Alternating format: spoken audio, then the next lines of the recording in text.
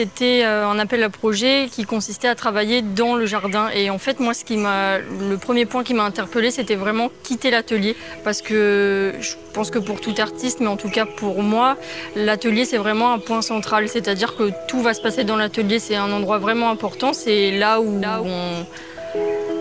on passe le plus clair de notre temps. On est un peu enfermé, c'est notre monde en fait. C'est là où on a le droit de tomber, c'est là où on a le droit de faire des erreurs, c'est là où on fait notre recherche.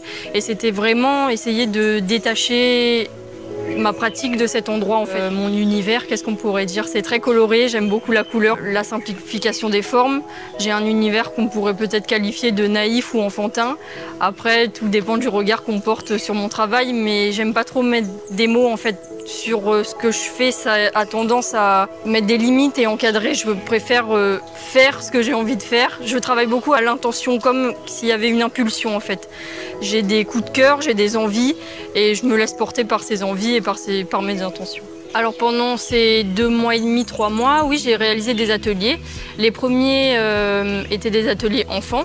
À chaque fois, j'ai eu une dizaine d'enfants qui étaient âgés entre, on va dire, les plus jeunes, ils avaient 7 ans et les plus âgés, 13-14 ans. Alors les ateliers enfants, c'était toujours autour de la forme ronde. C'est vraiment on va dire, le point central dans tous les travaux qu'on va retrouver ici et autour de la vision.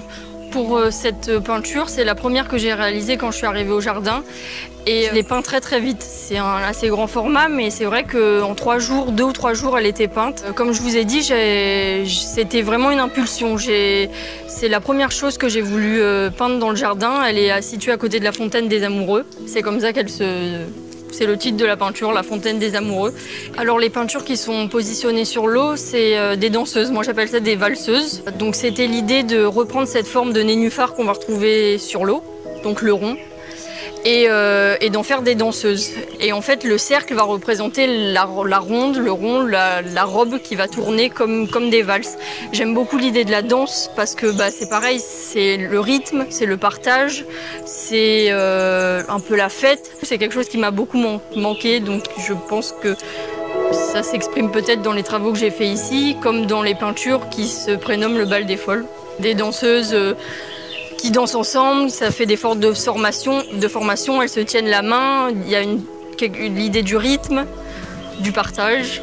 Alors moi je suis née à La Réunion, de parents oreilles métropolitains et pour moi le vivre ensemble c'est tout simplement La Réunion parce que c'est vrai que j'ai beaucoup voyagé étant petite et j'ai jamais vraiment retrouvé ça autre part. En 2 minutes vous pouvez passer d'une boutique indienne à un magasin chinois, à un temple tamoul et après une mosquée.